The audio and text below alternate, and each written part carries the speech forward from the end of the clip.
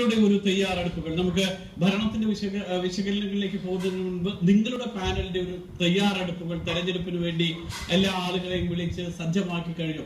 എത്രത്തോളം എത്തിയിരിക്കുന്നു? നമ്മുടെ തുടക്കം മുതലുള്ളതെന്ന് പറഞ്ഞാൽ ഇതൊരു വിശാല ഒരു മുന്നണിയാണ് നമ്മൾ ഇത്തവണ മുന്നോട്ട് വെച്ചിരിക്കുന്നത്.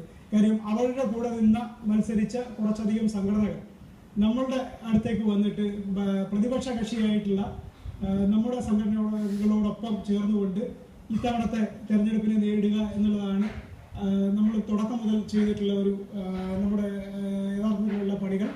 അപ്പോൾ അത് കൃത്യമായിട്ട് വളരെയധികം വലിയൊരു വിജയം അതിൽ കൈവരിക്കാൻ സാധിച്ചിട്ടുണ്ട്.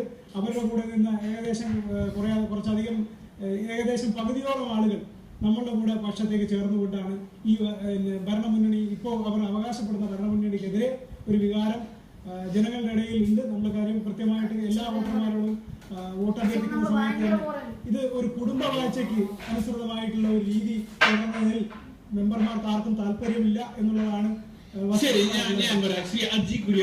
ഇപ്പോൾ ഉള്ള സൂചന അനുസരിച്ച് 3 മുന്നണികളാണ് മത്സര രംഗത്തുള്ളത്.